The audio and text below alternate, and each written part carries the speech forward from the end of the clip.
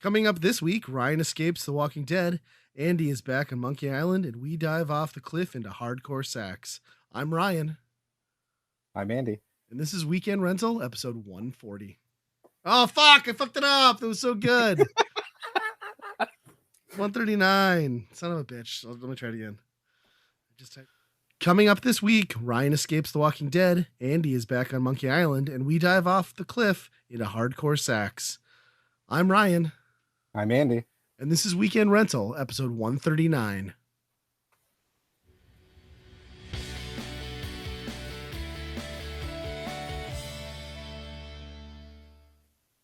Well, the season is here.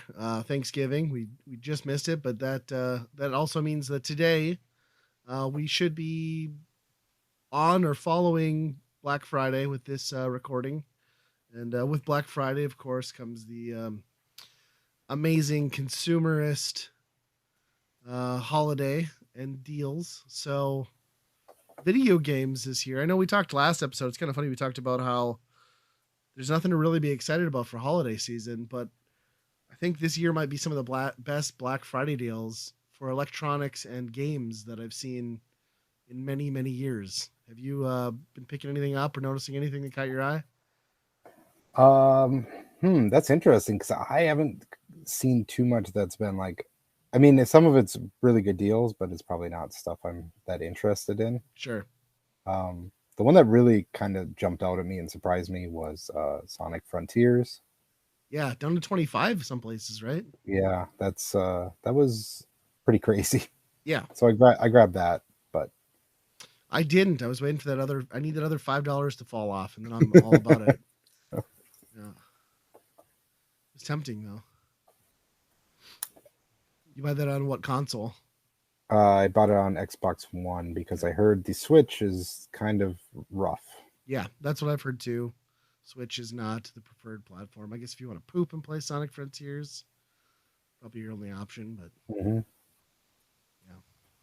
yeah, it's I don't know. It's got some really weird mixed reviews on it, so I'm interested to try it out, I guess. Yeah, I'm looking forward to grabbing that one at some point too. So that's all you picked up then? So far, the Xbox Series S, 250. Yep. 250. I even saw it on 200. Really? Some weird sale that they kind of hacked and figured out how to stack a coupon or something like that. But yeah, that one's tempting to pull the trigger. I just feel like they're gonna drop the price, and then next year they're gonna be like, Series S is discontinued. Yeah, that's my fear too. I always just figure like, well, my one is limping along just fine right now as my second machine. So, but yeah, I was pretty tempted too to pick one up, especially because I saw they had that bundle where it was like $289 and you get a second controller. But then that's been the other good deal of this year is like Best Buy has probably some other places too. You can get like an Xbox controller for $40 right now. You can get PlayStation 5 controllers, $20 off for 50, which is kind of crazy because Sony never drops prices on first party like that. So I did pick up the red Xbox controller. I'm trying to think what else I got. I'm with you. There wasn't anything I had to have.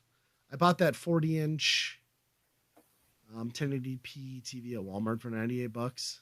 It was like a Roku TV. I was like, I don't need it. I guess I could upgrade my game room, and then I was like, well, I decided to just ultimately turn it into a gift, and I'm going to give it away anyway. But for $98, how can you not grab one? Yep. And then I bought the anniversary collection Atari 50. That was down to 30. Ooh, I wanted that. I was going to buy that anyway. So I grabbed that. I grabbed Monster Hunter Stories 2 for $25 because I figure even if I don't play that, that's probably a game that's going to be worth 110 years. So true. Grab that. And then I bought Shredder's Revenge because it was $5 off. I bought all that stuff through Best Buy and I get a $5 off certificate. So I could have bought a few more things, but those are the ones that I knew I'd play most likely.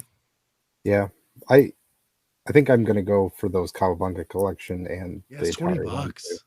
Yeah, the Cowabunga collection for $20. If you don't already own that, grab that thing. Plus, some of those deals, like if you were late to the Switch, those prices at Target, like $30 for Breath of the Wild, $30 for Animal Crossing, like that's nuts. It's cheaper than anywhere else by $5, and half off on a Nintendo first party title. Are you kidding me? I mean, I can't imagine nobody doesn't own those already, but still. This is going to be the first Nintendo where they don't have a $20 line, right? Yeah, there's no selects. You're right. Yeah, they're not going to do that, I don't think. No, we're too far in. Yep. Yeah, and there was, I know there was some substantial PC deals too, for some decent PCs. Things were marked way down. Monitors, I looked at a couple that were severely discounted. That looked good. And there's lots of physical stuff for the PS5, like Returnal's cheap, $30.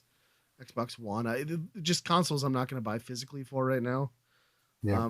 But you could definitely get some of the last year's and the previous year's best games right now for a really good price physically. So it was good to see. And I think they kind of had to do that because if you're buying a console for your kid or if you bought him one last year, again, there's no blockbusters coming this holiday. So yeah, everything that's out's out, you know. Yeah, you have to. I did laugh that like the Oculus Quest. It's like, oh, here's this big deal, $50 off, and it's like, yeah, that's the $50 you raised it earlier this year. I also laughed at a couple of the stores that were advertising the PlayStation VR bundled. Like they're still making PlayStation VR. Wow. Are you kidding me? And it was like bundled with Beat Saber and RE4. Really? Huh. Yeah. Or wait, maybe that was Quest. No, maybe that was. I swear though, somebody had a PlayStation VR bundle, but I might be thinking Quest. But yeah, it just kind of blew my mind that somebody was pushing that still. I don't get it. And I have seen PlayStation VR in stores recently, so I guess it's still out there. I just assumed that nobody's bought it. Like it just sat there. It's just been sitting there. You want stock? Yeah. Yeah. Yeah. Yeah. Other than that, I bought some vinyl. So like Walmart every year always does $15 for all their vinyl. And it was like across the board. So they did that from like the 16th to the 20th. So as I popped into stores, I grabbed some stuff. I grabbed like some Led Zeppelin and they reissued a bunch of My Chemical Romance stuff that I bought. So nothing crazy, but I'm not going to turn down a $15 record. Yeah, that's a good deal. Yeah. So I don't know. I'm buying probably like a fraction of what I used to buy on Black Friday, but it's all really cheap stuff, which is nice. Yeah. The nice part is it's like I don't even have the thought of actually going anywhere on Black Friday. Yeah, 100%. I didn't either. Everything I've bought, I had shipped to the house. I have no reason to get in my car on Friday and go anywhere. I don't plan on it and can I just say, like, I understand that the last few years have been hard. The pandemic put us all in a weird spot, but can we just take a moment to be thankful for the fact that the pandemic reset American values enough that these big box stores said, you know what, fuck it, we're going to be closed on Thanksgiving, and our staff is going to get to have the day off and spend it with their families, and we're not going to open our doors at like noon on Thanksgiving to like let some asshole buy a TV or a toaster for fucking 75% off. Like, hats off to everybody who's, well, and I think they had to, right? Like they can't get people to work there anyway. Like, had they been open on Thursday, like Thanksgiving, no, who's going to show up to work? Yeah. Right. But it's great to see like the resetting of values to a large extent on that.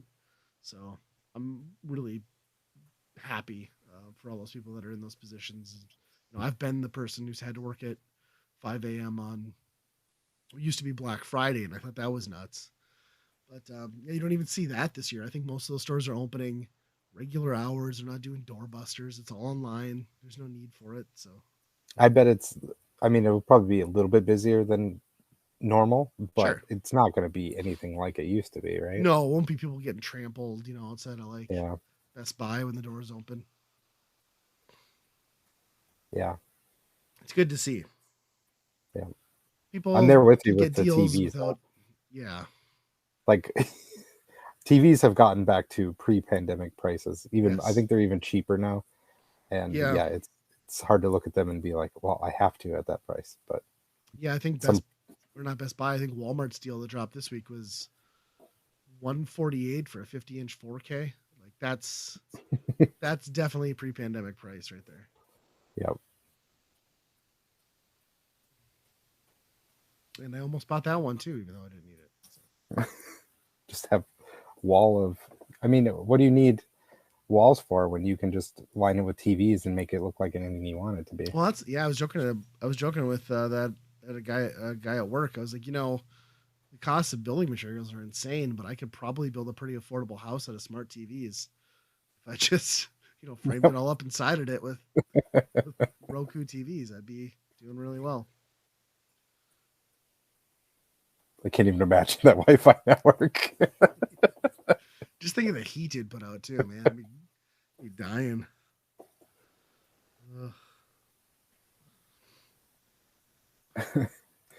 Yeah. You've been, well. Oh yeah, go ahead. It is also that time of year where the Game Award nominees come out for the Jeff Keighley's Game Awards. Yes, I mean it's unanimously across the board. Oh, the end of year stuff. Okay, gotcha. I mean, Keighley's these summer, are, I suppose, right? Yeah, it's across the board. Everybody agrees these are the best games. And they've been announced? Yes. Okay, let's hear this. I haven't caught wind of this yet. Okay, so let me make sure I got these. I will say this is probably the weakest class I've ever seen on the game of the year anyway. Okay.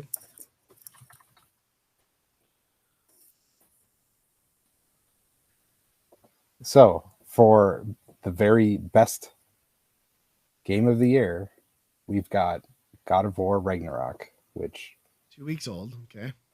2 weeks old. It seems like it's a good game, but a lot of people are like, it's not as good as the first one. Right. Got Horizon Forbidden West, which is that's even more to that direction. Yeah, that fell off real hard after press got a hold of it. We got Elden Ring, which seems like that's probably going to be the one that wins, I would imagine.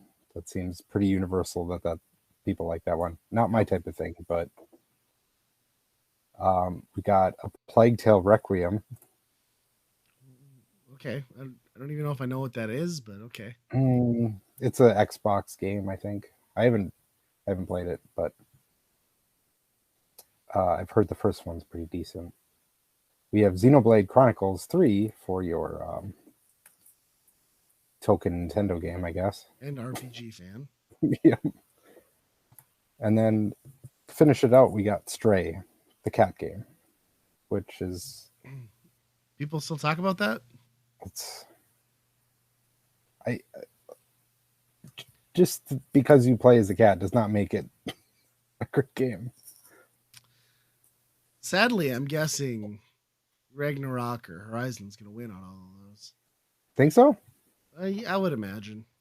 Maybe. I'm guessing Elden Ring, but I think Elden Ring should win. I've heard way more people talk about that, but Sony's also going to be paying for a lot of advertising at the Game Awards. So I don't know. It is funny though how it's like Xbox gets 2, PlayStation gets 2. Big N gets Nintendo 1. Gets 1. Yep, and then no Bayonetta 3. They couldn't have thrown Bayonetta 3 in there. I don't know. I haven't heard. The reviews on that haven't been all that stunning either, huh? No, I still haven't played my copy either. So yeah, but that's pretty lame. I guess it just says a lot about the industry. This year. There's not a lot to get. I mean, nothing to stand up and cheer about there for sure. Mm-hmm. In my mind, I mean, for certain people, I'm sure there are. But well, Diablo Immortal is up for best mobile game. Okay. Marvel Snap up there too, I'm guessing. It is. Yeah. That'll probably get it. Mm-hmm.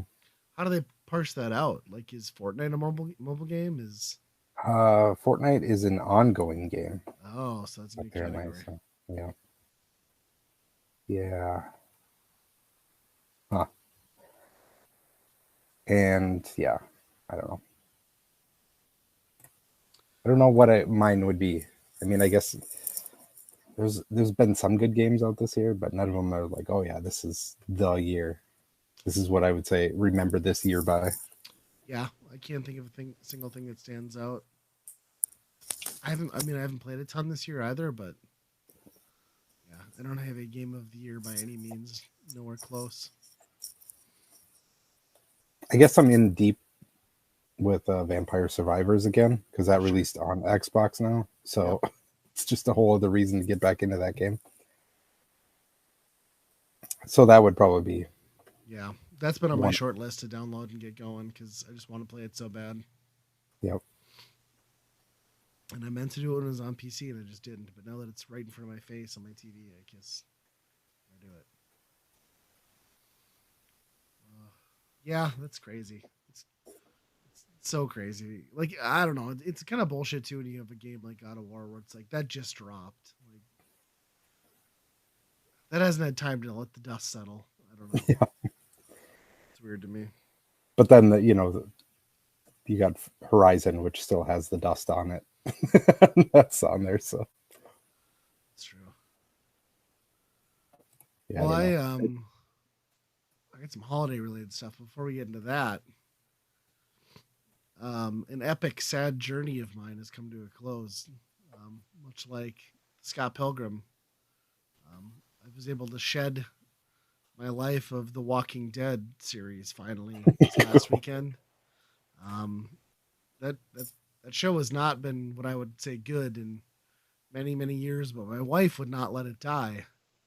So begrudgingly, I've been watching along. For the most part, I've slept through, I don't know, a third of the last 2 years probably because I just don't care and I get uninterested and I doze off. But I don't miss anything either. So last Sunday was 12 years in, 10 seasons, the finale of The Walking Dead.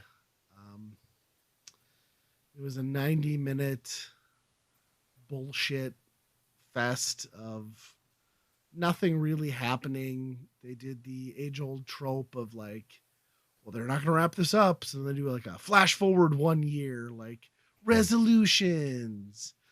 And then they still didn't wrap anything up. They gave a couple characters like really lengthy, like drawn out, like death scenes and like sadness and everybody giving hugs. That there were characters that, yeah, they'd been on the show for a while, but I would also consider them like maybe not fan favorites. So I didn't quite understand that. And then you'd kind of think like the way they've been building it up because Rick's daughter is still alive. It just kind of seemed like they were headed towards like, there's going to be this reunion, at the end of this thing. Like that will at least happen and there'll be some closure. And no, that didn't happen. Show up? No. Well, okay. So here's what happened. They did like, here's what pissed me off.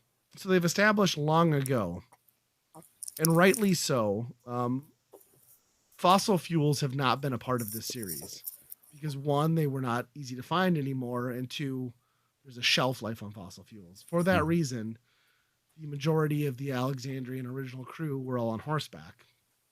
Well, they walked.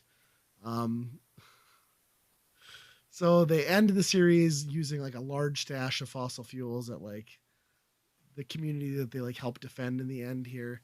And then at the end, Daryl rides off on his motorcycle, which you haven't seen in like 6 seasons because again, no fossil fuels. So he takes off into the sunset on his motorcycle. And I was like, what the fuck's happening here? That's a one-way trip. Daryl's going out into no man's land. He's going to die. He's not going to have gas. He can't come back. And then they go into like a montage thing. And then they do cut to Rick and Michonne in separate sequences. But like in story arcs that are still dangling off in the distance. And then they're like, welcome back. Or like, thanks for watching. Like, come back next year, 2023 for the Walking Dead universe. And then they're showing like all these characters in new Walking Dead shows. So they're not even really ending it. So how do you give a proper finale? How do you give a proper finale with any satisfying closure to a series that isn't ending? They're just trimming some of the fat and then like doing like spin-off shows in another direction. And some people were like, I looked on social media and some people were like really shitting their pants. Like, oh my God, Rick and Michonne. It's like, but everybody who watches the show knew that those characters were alive. They've already talked about how those characters are going to have shows following the end of this show. Like, that's not a spoiler. That's not exciting. It's just bullshit. And yeah, I got done with that and I was like, that fucking sucked. And even my wife was like, yeah, that was bad. And fucking Eugene lived. Eugene lived and he had a kid. Eugene is the dumbest, unlikable piece of shit. And they kept that character alive for like 7 fucking seasons. It's bullshit. Terrible show.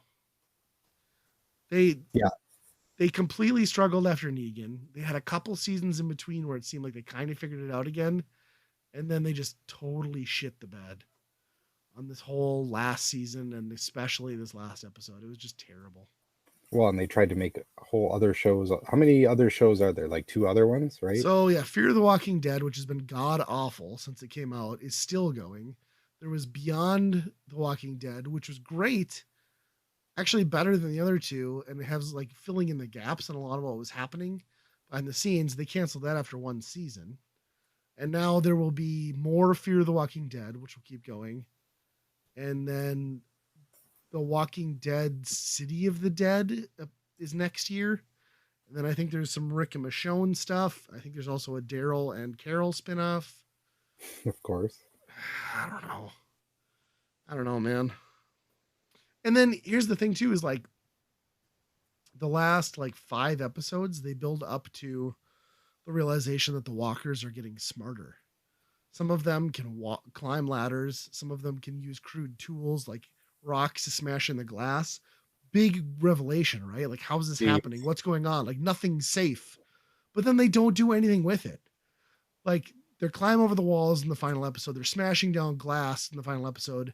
And then everybody's back in Alexandria a year later. Everybody's back in these communities like, oh, we rebuilt. I'm like, hey, dumb fucks, your walls are now worthless. Like, how is everybody happy? This is bullshit. So I don't know. It was shit. It was just dog shit. Walking Dead sucks. I can't believe like how much they've milked that thing. Yeah.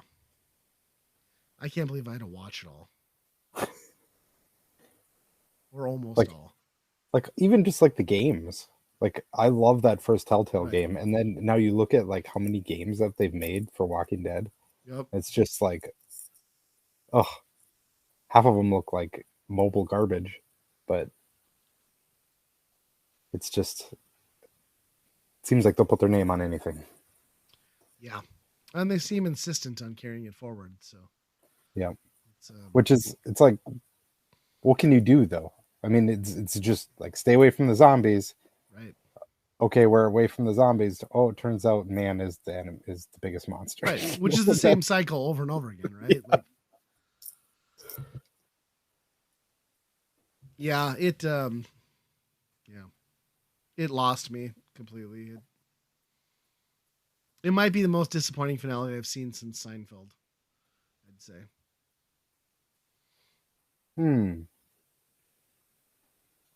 Yeah.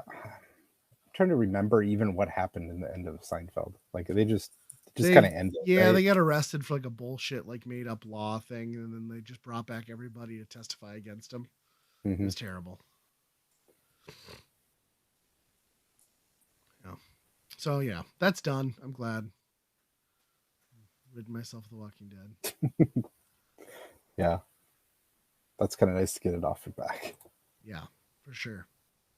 We're really free up my Sunday nights now. I may pick up pickleball. We'll see. I saw you watch something a little bit more wholesome though.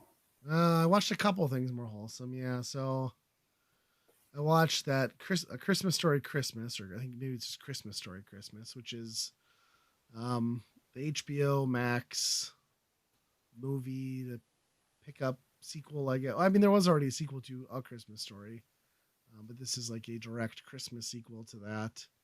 Mostly the same cast, except they're the parents now. Like Ralphie's an adult. I don't know. It was good. It tried to hit the same tones and like vibe of the first one, and I don't think it quite nails it. It's also very heavily dependent on your love and understanding of the first one to like appreciate some of the finer notes and the jokes. Um, I don't know. I probably won't sit down every year and watch A Christmas Story followed by Christmas Story Christmas. Yeah. But it was kind of neat to like see them now older, I guess. The thing that kind of ruined it for me was like the whole thing is like Ralphie's dad has died. That's kind of the setup for him going home. But then I looked and maybe I mean maybe there's health or mental or whatever reasons for it, but like the actress who played his mother in the first movie is still alive from what I can see, but they recast her. Because this is the original Ralphie then? Yeah, he's the dad. Yep. Okay. So it's weird to me that the mom is not like if you were gonna kill the dad, why maybe just kill them both? Because it doesn't quite fit. Like it's not even like the actress isn't even like remotely the same sort of wholesome like kind of beaten down housewife sort of character that the first one was. So it doesn't work as well. But yeah, it's a lot of the same people. You get like all his buddies are there. They're still, at home. His bully's there. Scott Farkas. The Bumpuses are still there with their dogs. When is it set? 76. Okay. I think. So yeah, it's still like retro, I guess. Time frame wise, but I don't know. It's all right. I didn't hate it. Maybe I gotta give it another watch, but I think if you're a diehard Christmas Story fan, this isn't gonna come close to matching that for you. Did you end up seeing the 8-bit Christmas? Which one? 8-bit Christmas. Oh, I did watch that. Yeah. Yeah, that's just a Christmas Story too, but yeah, for 80s I think kids. I wasn't as big a fan of that, but I think I might like that better. Actually. Sure. I mean, this is still like another good like addition to like wholesome family entertainment, but I don't know. It just didn't quite do it for me. And another one that didn't quite do it for me. So that Spirited movie. Have you been seeing advertisements for that? Like it's all over Apple Plus. So yeah. What's the deal with it? Okay, it's bullshit. So they advertise it like it's this comedy, like kind of buddy comedy sort of thing between Will Ferrell and Ryan Reynolds. But they don't tell you it's like a 2.5 hour, like fucking overproduced, overdone musical. It's constant singing. It's just it's a Christmas Carol from the ghost's perspective, and it is absurdly musical. And they even make fun of it in the movie about how many redundant and unnecessary musical numbers there are. And like me and my son were just like, come on, like another song. Like let's just wrap this up. Like it was bullshit. So they ruined it. There's a few genuine laughs, and then there's way too much unnecessary musical numbers and like blown out extra padded bullshit. Yeah, that does not. I'm not interested. Yeah, because I feel like when they advertise, every time I see an advertisement, they don't show anything about like singing and dancing, but that's all that thing is. Mm-hmm. I don't like Christmas movies to begin with for the most part because it's just I don't know.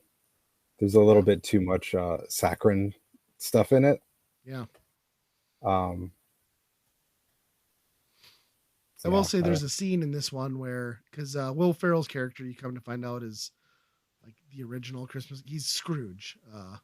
And then like, he's been dead for like 200 and however many years. Like he's been dead for hundreds of years, and Ryan Reynolds is still very much alive. But they're in an elevator, and then like Scrooge is trying to, he's the ghost of Christmas Present. He's trying to convince Ryan Reynolds to like change his ways. They're in this elevator ride, and Farrell's like, I'm just trying to show you, like, I felt so bad when I turned things around and I helped that little boy. What was his name? Like, Stumpy Sam. And like Ryan Reynolds is like Tiny Tim. No, that wasn't it. It was like, like Bloated Beat or like Bloated Bob or like, pretty sure it's Tiny Tim. He just like can't convince him this whole elevator ride. It's pretty funny. Like I laughed pretty good at that, but that's pretty good. Yeah, it probably could have been a contender for like a decent holiday flick if they like toned the, even if they I don't like musical numbers, but if they toned it down to like 40% of the musical stuff, it probably would have been fine. But it's like full bore musical stuff. Oh. Oh. Wow. So you don't need Apple Plus for that shit. Yep. And there's already another good Will Ferrell Christmas movie. Yes. Yes. I would argue that Elf is the last true classic Christmas movie. Yeah. I think so. I will christen with like the classic moniker. I feel like nothing has quite made it near that since. Oh, you should see all the ones my wife loves to watch where it's not those Hallmark things. It's the guy is an asshole, but somehow there's been a Christmas miracle that turned him into a nice guy. So now I fell in love with him. Right. Because she's like, or it's the other way around where it's like some like big like fashion mogul from, New York, and she goes back to her hometown and like tell everyone what pathetic pieces of shit they are, but then falls in love with like the local janitor kid at the hotel. And yeah. Hallmark never runs out of ideas. No.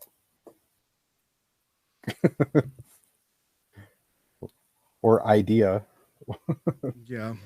That whole Hallmark channel, I swear, like it's just their job every year, like outproduce the number of movies for Christmas they've done the year before. Like that's their only thing.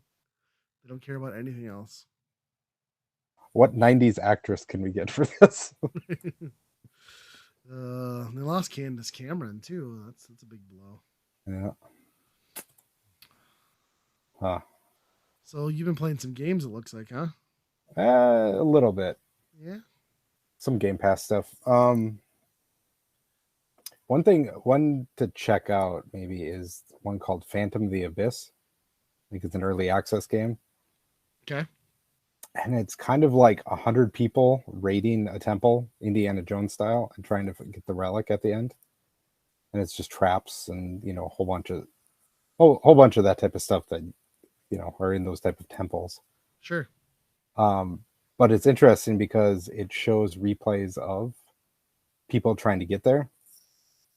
So you can see where the traps are, and you can watch them die and be like, oh, I'm not going to do that. Nice. So I haven't played it too much to really get into the more competitive stuff, or if there is competitive stuff, because right now it just seems like you're trying to beat times. Maybe, I don't know, but it's pretty good game for just having that watch where you step, don't get a blow dart in your ass type thing. Yeah, nobody wants that. Yep. So is it like one level, or it's always randomized, or? I think it's randomized. Okay. It seems like it's generated. Okay. It's definitely like roguelike kind of too, where it's like collect some money and then you get to this statue where you can buy an upgrade that might help you, So it's like, it's that type of game where you're upgrading as you go too. But yeah, it's something to check out. It's kind of fun. That's early access right now, you said? Yeah. Yep. So I don't know when it officially launches, but it seemed like it was a working concept already. So nice. I'll have to check it out. And the other one is the Return to Monkey Island. Came onto Game Pass as well. And that's the one where they've like remade that from the ground up. Is that right? Yeah, well, it's a totally new game. Yep. Oh, okay. So it's basically a sequel to all those old games. Well, to one or two of them, I don't know. It's that whole timeline is a little messed up, I think. Okay. Like the original owner, the original creator, kind of disavows some of the later games. So he's like, those didn't happen. But this has like a pretty different art style. I mean, you kind of have to, right. Most of those games are, old computer games, but yeah, you start out in the same city, in the same, town that you were at. You kind of do the same things. There's a lot of jokes referencing the first game.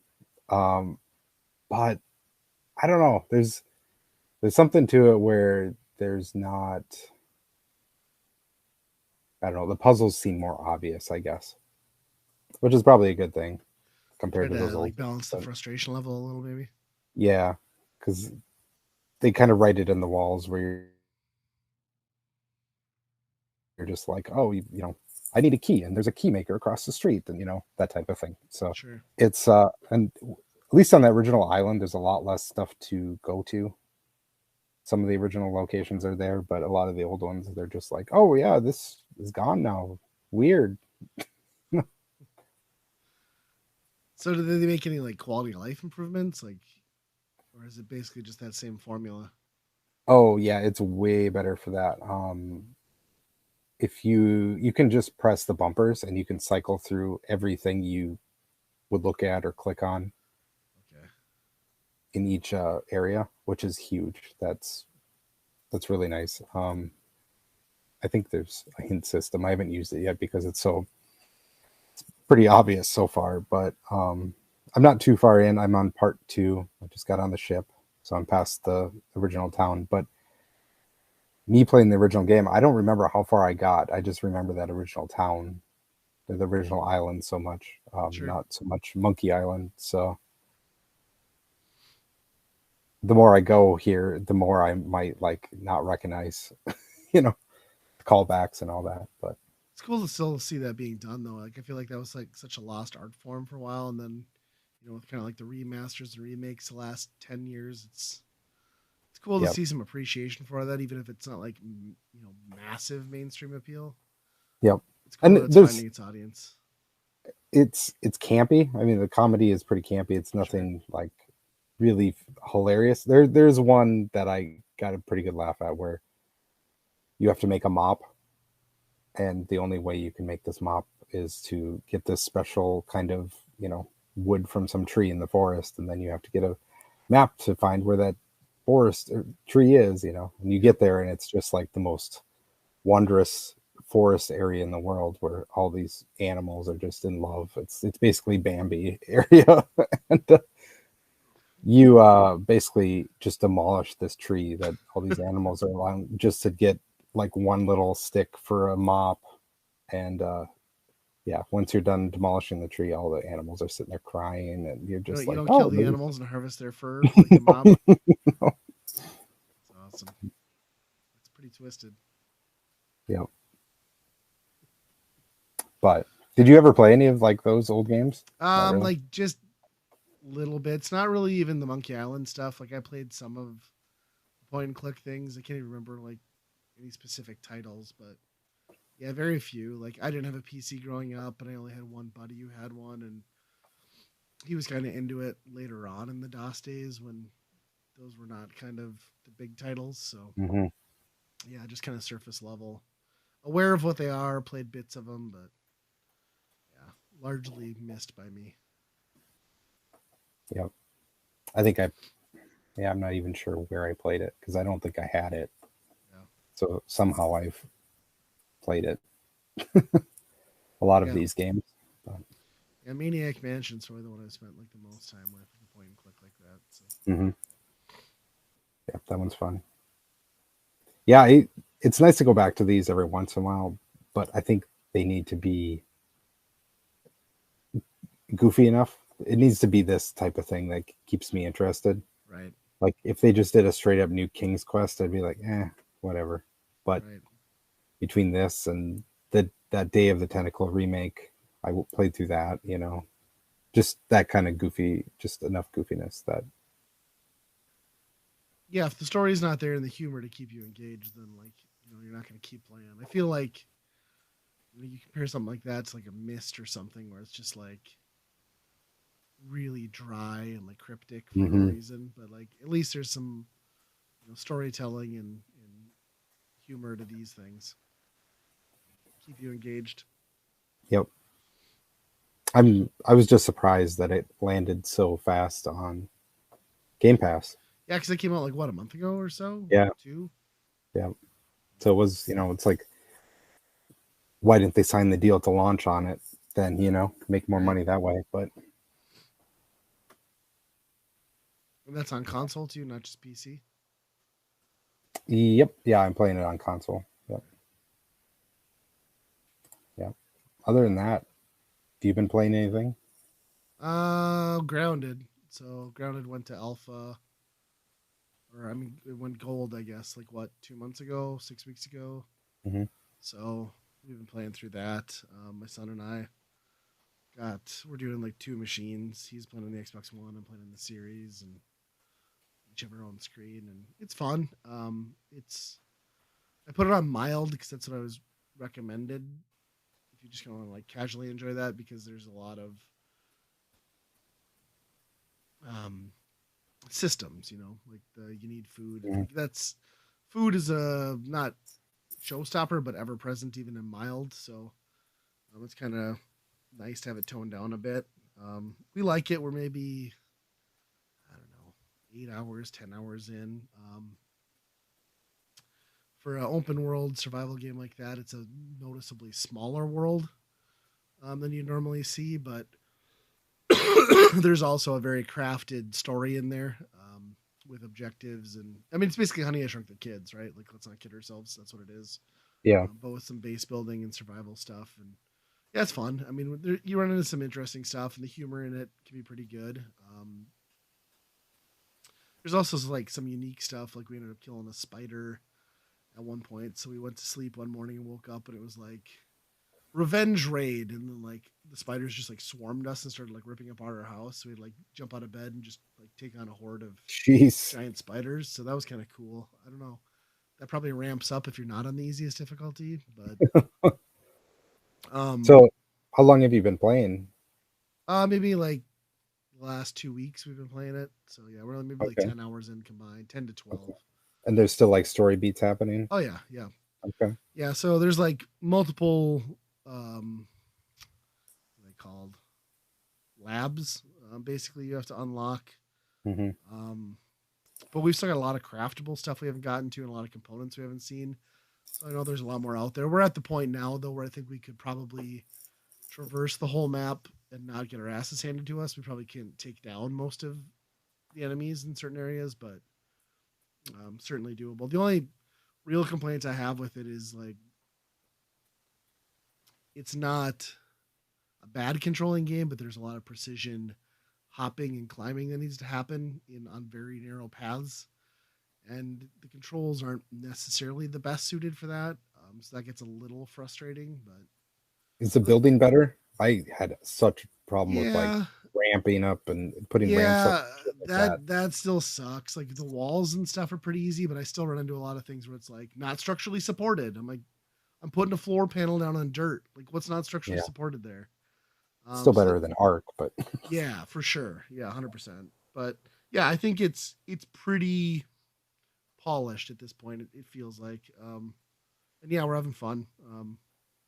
We're trying to find the underwater base at the moment, so pretty cool. Yeah, I played that when they first launched it in early access, and it was interesting. It was fun, but I think it was only until that first lab. Sure. You find that first lab, and that was it. Plus, I don't think there was enough in there to deal with like any of the big, like, spiders just effed you up. Like, you were done. Right. There's no way to do anything with spiders in the game. So yeah, it definitely feels like they figured that out. Like, you make slow gains for sure. Okay. So, because yeah, we're already taking down spiders and ladybugs, and like, ladybugs are scary, but all sorts of stuff. So it's cool. It's a good one with kids for sure too. Mm-hmm. I'd recommend it if you're into like survival stuff and don't want, something super grueling like Ark, like you said, or even 7 days. That can be pretty brutal. Yeah, just anything with a commitment, like a timeline or a commitment that you need to hit. Yeah, and it's nice because you can like start your own online session and come back to it. Like, it's not, things aren't decaying, things aren't starving while you're offline. So yeah, you been playing anything new like the Pokemon's? No, so I just kind of want to talk about how crazy, like, it's just a glitch fest this year. Yeah, the internet doesn't seem impressed this go around. No, I think it finally, I think the shit has hit the fan finally on Pokemon. I hope I hope Nintendo and the Pokemon Company be like, you know what, Game Freak, I think we're going to vote 2-1, and we're going to have somebody else do it next year because this is getting old. Like, I don't know. Yeah, I've seen like people just complaining like constant pop in, slow down, frame rate issues, jaggy edges, like butt visuals. Yeah, just like broken stuff too, where it was like they found out if you jump backwards, you can climb up any mountain pretty much. Oh my god. It's like, well, that kind of breaks a lot of the game, I'm sure. Yeah, it's crazy. And then there's two of them, right? So it was like they always do like the pairs. So two games Yeah, just dropped, and they're probably like super high selling and grossing. And that's they're the problem. disappointments. That's the problem. I think this might be the worst reviewed one so far. But the best selling. It could be the best selling. Um, that's the problem. It's just prints money. Why try and do better, right? Right. It just Mediocre sucks. still makes you cash. Just sucks because I mean it's still a really tiny team for how big of a franchise. I mean, Pokemon is like the largest franchise in the world. So Yeah, and you've seen it too. Like, granted, there's been some improvements, but it seems like there's always people hoping for that. They want to see Pokemon take that next logical graphical step, and it's just never done it. no, Like, I mean, the move to 3D, like, sure, simple 3D worked, but I don't know. no, it still looks pretty bad. And they've changed the structure of it a little bit. The past few ones have been so incredibly easy too. It's just basically almost like not even. It's just there's nothing to it. Just You collecting the just new Pokemon and calling it a day. yeah, like the grind is just nothing. You're just doing nothing. It might as well be like a clicker game.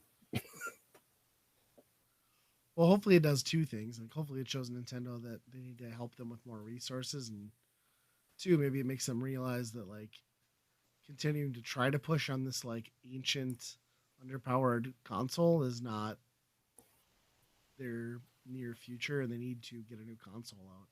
Yeah.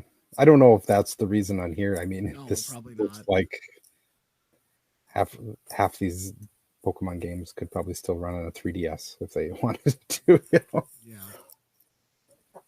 I don't know. It's disappointing. And the thing that sucks is like there are other games that are trying to do Pokemon better. Outside of I've even heard that like Digimon is still a decent game. Mm-hmm. But then there's all these indie ones that are like Temtem and a whole bunch of other ones, but they just never take off because they don't have the name.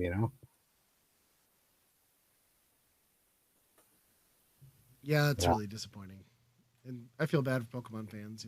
Everybody's always excited about the newest release, and I think people were kind of intrigued at what Arceus did, and Mm-hmm.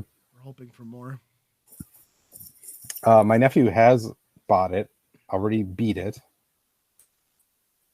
and he states that the post game is incredible. So Really? maybe I don't know. Hmm. I guess if you can look through the flaws, right? Yeah, this is the fastest I've ever been. Like, should I buy the new one? No. No. Yeah. Yeah, I haven't heard anything positive come out about it, which is crazy.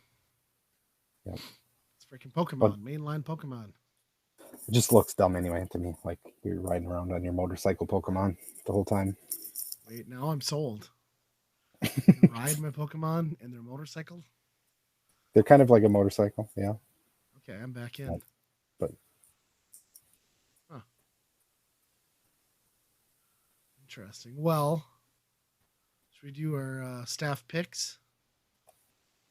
yeah, Are we there? Maybe you can jump yeah, off. I'll let you lead this one off. yeah. So mine is kind of based on a Black Friday deal kind of deal where Steam every Thanksgiving they start the fall Steam sale, which usually has some great deals. And I was looking at the under $5 range, which, boy, you sort by cheapest, there is like a billion games on there for like 27 to 28 cents. Oh, I bet. That must be like the minimum price. I wonder if 27 makes nets you 0 and 28 is like 1 penny or something like that. But it's there's a lot of games under there, and I think that would be a good time to just like be like, yeah, I'm buying that one just to see what the hell this thing is. Throw $10 at it and just like waste an afternoon. Yep. There was one game that was 28 cents. The name of it was called Bitcoin Collector, which was hilariously ironic. It didn't turn you into a Bitcoin, like you didn't turn your machine into a Bitcoin mining machine, did it? I'm sure that's probably why it's 27 cents. But anyway, I noticed a game that is one of my favorites. Luckily, it was already in my Steam library, but I'm going to recommend Sonic and Sega All-Stars Racing Transformed, which is a very unwieldy title for a Mario Kart clone. But it's an exciting title. And it did transformations before Mario Kart did it. Yes. And it does it. So like Mario Kart kind of does. There's a few tracks, right, that switch it per lap. Overall, though, Mario Kart is pretty static on like when you're flying. Yeah, it's a cohesive experience. There's no change in how you fundamentally control your vehicle. Yep. The Sonic and Sega, they'd be like, "Oh, lap 2. Well, so some dragon came down and destroyed the path, so we got to fly this. We got to fly this lap, you know." Yep. Or now we're a boat, which is interesting choice. Like, I guess if you have to pick a third one, let's copy Diddy Kong, I guess. But yeah, it's. I think the thing that gets me is, there's a lot of Sega fan service in there, which is really fun. A lot of deep cuts, which are really fun. But the racing to its core, I think, is really good. I think the drifting mechanic feels the best in this game out of any kart racer that I've played. There's just something like, it's just the perfect angle, and the perfect feel, and the perfect amount that you're drifting. And the fact that skill makes a difference. Yeah, and you can do if you know how to drift, you can really drift, the angles perfectly and really, get the 3 stages or whatever out of the boost. And that feels really good to do like that. Mario Kart just seems like, I don't know, the drifting is okay, but it just depends on the game, I guess. But yeah, I was gonna say, in some of the more recent Mario Karts, I almost feel like you don't even really notice the benefit of the drift. Like, it's negligible. Do you just tap off the gas at the right time? Because I feel like it's almost easier in new Mario Karts. But yeah, the drift, you're right, it's pretty amazing. And a lot of the courses are wide enough too. The drifting feels satisfying. Yep. You get like the big corners that you can you can fuck up, but like if you corner them just right and transform, it feels awesome. And the visuals are like that weird sort of like uncanny valley where like some of it's like super hyper real. Yeah. In a way that Mario Kart really doesn't get. Yeah, because I mean, the amount of the tracks in this game are just wild, because you'll be, you got your Sonic stuff, but then you're into like Panzer Dragoon, which is pretty wild, and psychedelic, then you're on like Samba de Amigo. Yeah, those are trippy, man. And the Billy Hatcher levels, and like Burning Ranger. Like, isn't there one too where there's like a full on like U.S. aircraft carrier that you're like, yeah, like that's so weird. That's a Afterburner level. Yeah. Okay, yeah, that makes sense. Yep. Yeah. So there's so many great Sega things in here. I mean, just the characters alone. You got the Sonic stuff. You got the Monkey Ball stuff. But it goes really deep. You got the Night Sky. You got a guy from Skies of Arcadia. I didn't know this. Apparently, the Mii is on the Wii U version. You can have your Mii. Wow. Well, I knew they had characters for like the different platforms. The Football Manager from Football Manager 20, whatever. Also, Danica Patrick. Sure. All right. Yep. She's showing off her tramp stamp. That's an old reference. Every time I don't know why, like I don't know if I clicked on like a tweet or something once, but every time I open Google and just like scroll through like the recommended articles, for whatever reason, there's always one Danica Patrick one in there. I'm like, I don't watch any NASCAR stuff. I couldn't tell you the last time I've searched her name, but they really want me to look at like Danica Patrick now and like whatever outfit she's wearing. So just redirects to GoDaddy. You're like, shit. Probably, yeah. Yeah, but that's my recommend. It's a classic. I think it got overlooked, but it's for $5. Right, yeah, $5. Pick it up. It's on virtually every console too. So. Mm-hmm. Well, my staff pick. I'm gonna go a little different. I've been going like pretty much all like shows and movies, but it's getting to that time of year where everyone's doing like their album of the year lists. I've been kind of looking at some of my stuff, and like so my staff pick is going to be a band called Cliff Diver, all one word. They had an album come out earlier this year, which I kind of found a few months after it came out. But they're really good. I don't even know how you like define them so much. I know they fit into a few genres. I've told them on Twitter that I consider them post-pop ska core. And I think that is pretty accurate because they're a band of people who are definitely like in their mid 30s, and they grew up through like the 90s alt rock radio.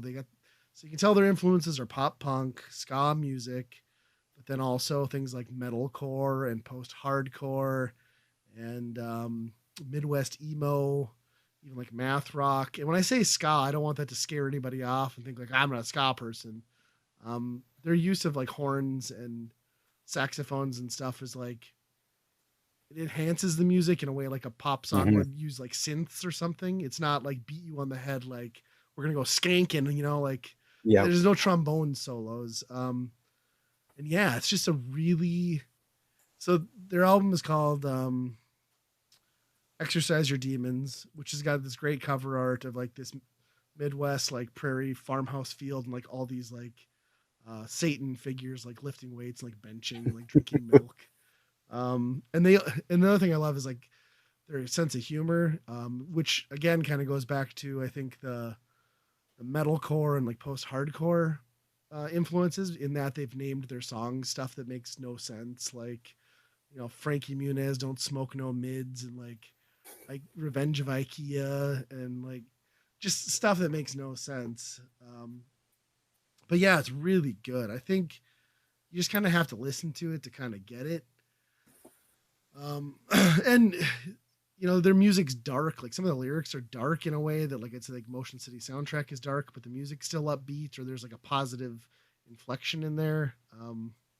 Yeah, and I really like them. And like having watched more of like band interviews, because they've kind of been blowing up. Like at the beginning of the year, I'd say their Spotify listener rate was like maybe in the low teens. And now they're around like 70,000 listeners a month. So they're really kind of like on this up and up for an indie band trajectory. But I've been watching some of the interviews and like, I don't know, like there's two vocalists, a female and a guy, and the guy's like mid 30s, has this like horrendous mullet, and he wears like only belly shirts, and he's not a fit guy, which I just love it. Like he just doesn't care.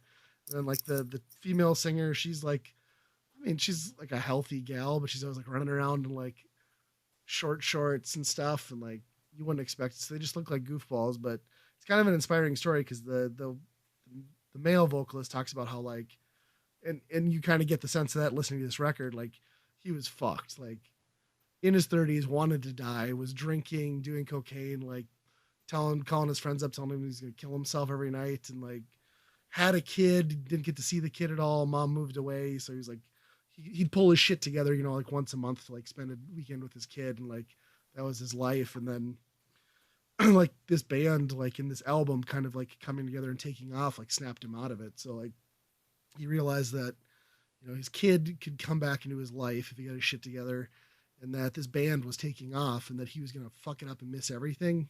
Because like when you're in your mid 30s, right? Like you don't really get a shot at the music industry, especially in the genre they're in. So yeah, like it's kind of like this inspiring story of like him kind of pulling it together, and hopefully he stays that way. And the band's been like really blowing up and touring this year. And you hear a lot of them in the lyrics. It's a lot about like getting stoned at 2 a.m. and making out to Third Eye Blind, or like being drunk at 3 in the morning and calling into work. And so I don't know. I really like the people in the band seem like genuinely awesome people, and like the music is just super fun and upbeat. Well, a little bit dark, like I said. Yeah, I saw it on your list earlier today, and I'm like, oh, I gotta check this out. And man, it just knocked me on my ass, because it's like it's so fresh on the style that they play it. Yes, it is like a pop punk, but then he'll have the scream come in just at the right exact moment to elevate it on a hardcore. They'll do awesome riff, and then a melodic saxophone of the exact same riff right ballads next to it. Yes, it's just, it really feels like they took everything you loved about like scene music and like 90s pop punk, and they've like, it feels like they're progressing it in a new correct evolution, right? Like I think this album sounds better than that new like Blink-182 Edging song. Like that sounds like rehash bullshit. Like this sounds like they took the roots of something we all love and they're pushing new boundaries. It's a great album. Yep. So go listen to it. I know I've explained it as all over the board, but Cliff Diver, Exorcise Your Demons. I think you'd have to be a little bit dead inside not to enjoy your listen, to be honest. You can't see a song name that's like Super Saiyan El Pacino and not yes. Yes. The only thing I don't like about the album, and like probably not a knock on them because like they don't expect anyone to listen to an album properly start to finish like they used to, but like they reference 3 a.m., 3 p.m., and 3 a.m. in 3 different songs in a 9-track record, which is a little much, but yeah, it's, you can tell like it's a very skilled group of musicians who put a bunch of effort into writing quality, catchy pop songs, because every song is memorable and every song has a hook, and I don't know. And that sax comes in at the exact right moment. Yes. Yes. Well, with that, I guess we move on to the weekend rental.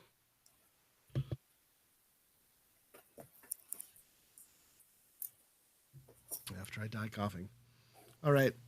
So let's jump into the weekend rental here. If you're unfamiliar with what that is, we pick a game every episode to kind of dive into and visit something from the retro past. This week we've gone with Incantation on the good old Super Nintendo. This came out late 1996, at least in the U.S. It was made by Titus France, I believe, was the development studio or publisher. I don't know how you describe it. Maybe like a mascot platformer sort of thing. Yeah, it's kind of got a like a Mega Man aspect of, projectiles. Sure, that's true. Yep. It's platforming for sure. And yeah, it's just kind of generic though. Just generic platformer. The reason I kind of was just kind of like threw this out there to play this is because the cover looks interesting, because it's, kind of a cartoonish boy that has a wand or whatever, and also the game is like $250 at every convention that you go to, so it's like, oh well, it's got to be one of those good games, right? Right. And the screenshots look good. They're colorful, Yeah, good sprites. Yeah. And and then you play it. Yeah, I played up to level 9, and I regret going that far.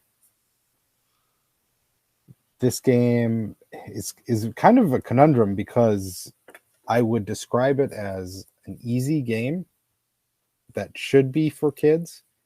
A lot of the design is that way. Mm-hmm. However, there are spots where just the platform in itself is very hard. And you have to have perfect, like pixel perfect timing to hit some of these jumps. Meanwhile, pretty much every enemy on every level is just like, oh, just shoot him, he's dead. There's no real threat to him. Even the bosses are just nothing to him. But it's kind of weird that they just did that, and I don't know. Yeah, I agree. And like, this game immediately kind of gave me that vibe of like, and retro gamers will be familiar of like that 90s era platformer game that was developed in Europe. Like those European platformer titles in this vein all have like a similar sort of feel. And I think a lot of that comes from those, that market and, early PC games being very prevalent. So a lot of these developers started out on those things and then transition into home console. So you get these games like this where it's just like very deliberately slow. And the characters aren't so much, or the enemies aren't so much the thing you're battling against as it is like level design and like cryptic stuff like that. And sure enough, I looked into this one, and like that's very much the case with this developer. They were largely PC and transitioned into consoles later. And you can kind of tell that in this game design and like how it all plays out. And the fact that there's even like, I don't know if you noticed, if you hold like the shoulder buttons, then up and down on the D-pad, you can kind of like scroll the screen up and down in a way that you don't often see on consoles, but you used to see a lot in PC, right? So I was like, yeah, that makes sense. But yeah, it's weird because like first level feels very much like something you would use as an introductory action platformer game for a child. Very straightforward. You can't really screw it up unless you take too many hits from like the boss. But then the second level right away, like you said, the level design is like your biggest enemy. There's like huge jumps that like right off the bat require pixel perfect stuff. Plus there's this weird system in this game of like shooting magical crystal balls that will teleport you sometimes with ill effect. Like, yeah, sometimes they send you back in the level. So it's just super frustrating. And they'll almost always place enemies in the path of those. So if you double shoot an enemy, you hit the enemy, then you inadvertently hit a crystal ball that might even not be on your screen, and then you're teleported to God knows where. You're like, I don't know if I'm forward, if I'm going the right way, or not. Which becomes increasingly confusing when you hit like the third and fourth stages where they're mazes essentially, where you have to hit these crystals to get to certain areas, and like it all looks the same. So mapping it out sucks. We should describe one of the main mechanics of this is you have to collect 3 grains. Yeah, twigs. I'm not sure. I don't know what they are. They look like a piece of grain or something. It's like the Yoshi coin if you couldn't leave the level unless you got all 3 Yoshi coins. Yep, exactly. And that really sucks because you like, especially on top of that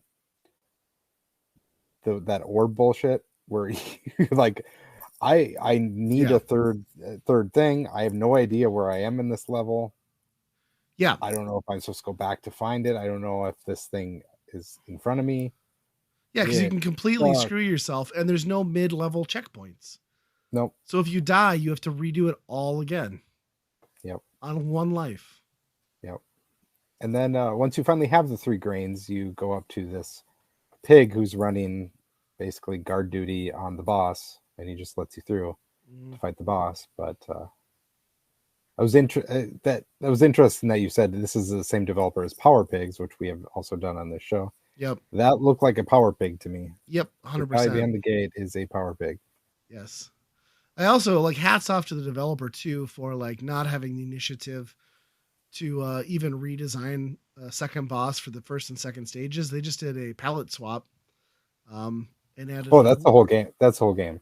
Yeah, I was relieved by the third one that it wasn't the same one, but like, what the fuck? So no, they do every. You have to fight the same boss basically every 2 levels. So the first, it's just mind-numbingly boring.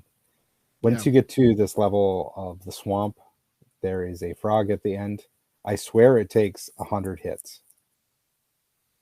And it's just you dodging, going under him when he jumps, hitting him 5 times over and over and over and over again. It is so boring. Yeah, and that's like one of the cardinal sins of this game too, is like those bullet sponge bosses, and they give you no indication to really let you know if you're hitting them. Mm-hmm. Like even like with the pixel animation, but then there's no health bar. Like the least they could have done was put like an arbitrary boss health bar, so you knew you were making progress, because like you're in for like a 2-minute grind every time. Yep, just throwing shots at it.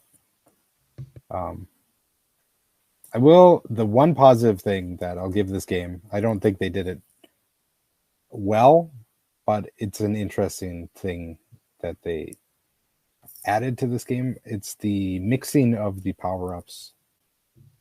Sure. And different type of shots. So some of them you can have a fireball, you can have bombs, and you can mix them up and they do different types of shots. You have a carrot for some reason. Yeah. But overall they mostly suck. So you're just like trying to find the one that you like. Yeah. Yeah, the worst one is that one that's almost like that blue torch from Ghosts and Goblins, where like has that bad arc. Yeah. So it's like you have no range on it at all. Yep. Yeah. I thought I got stuck. There's one in the maze, I think. The second world or whatever. 4th level, yeah. There's these things that are on the ground that you have to hit to get through them. Well, all I had was a fire shot that goes straight forward. It doesn't go on the ground. There's no way to shoot down in this game. Or is there? Well, there's a ground pound that otherwise seems completely worthless. It looks like it should just be an animation. I don't know if you can actually hurt anybody in it, because like you wouldn't have it if like an enemy was right on you, you wouldn't be doing that move. Mm-hmm. I don't know what the only purpose of that move has to be like if you're getting stuck like I did. Yep. However, I wasn't doing it. The hitboxes were not working. And I went over and over and over, did the whole thing until I hit the exact pixel that it was like, okay, you can do it. And I smashed the ground, and this exact pixel, it opened up, and I'm like, oh, man. Wow. Yep. So there's a lot of kind of just BS in this game. There's a lot of collectibles that are just like strewn about. Like there's no real rhyme or reason why they have coins in certain spots and why. And yeah, and like the characters and the enemies, like none of it's even that well designed. And like I don't even like the kid I'm playing as, because like he's such a little asshat. You get to the end of every level and he like chucks his hat on the ground like a little spoiled kid. Like, no, you pick your hat up, you dust it off. Yeah, the whole package is incredibly mediocre, from the visuals to the controls to the pacing to the design, the music. I mean, maybe somewhere out there this is some kid's like top 10, one of his favorite games, but this one's best forgotten. Definitely not worth paying the prices for. Get the ROM. Yep. So with that in mind, what would you give it on the David Crane scale, the Blob scale? It's a burn, I think. Oh yeah, we don't do that. We do the Byron burn. Yeah, I'm getting confused. Sorry, I'm sick, people. It's fine. Like if it was for a kid, I think it's fine. Yeah. If I was a kid and I got this, I think I would be perfectly fine with it. There's way worse games and way worse bullshit in other games for kids. And I think this one's fine, but just now I just didn't. There was just no patience. It would just sucked. Yeah. I got to the like 9th world, and like I got to the very top of this huge like mountain that you're climbing, which is basically the same art set as the first level. And there was a crystal ball up there. He shot it, didn't do anything, and then I was like, done. Like, you told me I can't. I got in trouble shooting all these crystal balls, and then I finally find one that I think I need to hit. I can't do it. So you had to ground pound it. Oh, I tried that too, but what's with the enemies you can't shoot too, like the true projectiles? It's bullshit. Yeah. Yeah, I'm not gonna go as hard on it. I'll give it a rent. Simply because I think like it's below average or average at best for this sort of game, but I've certainly rented far worse as a child. I'd be disappointed, but I could like make a weekend of it. But yeah, I think rent is generous. Yeah, I think so too. The if they would have made the bosses more interesting, diverse, I think this would have been way better in my mind. It was that was really the downfall for me. Yeah. That the laziness there combined with bad level design as you progress is just, it's not great. Yep. Nothing magical about this one, that's for sure. Well, we got to play some bad games, right? It's true. It's very true. Well, and with that, you want to take us out? Another episode down? Yeah. So if you want to reach out and find us, you can email us at weekendrentalpodcast@gmail.com.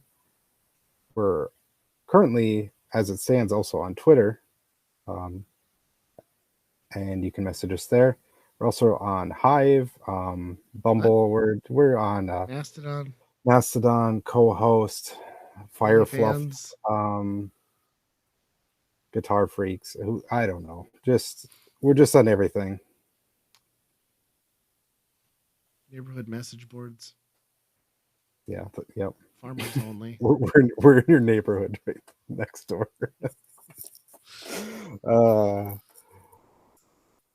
Yeah, but email is probably your best shot. So go with that. Anyway, until next time, be kind, rewind.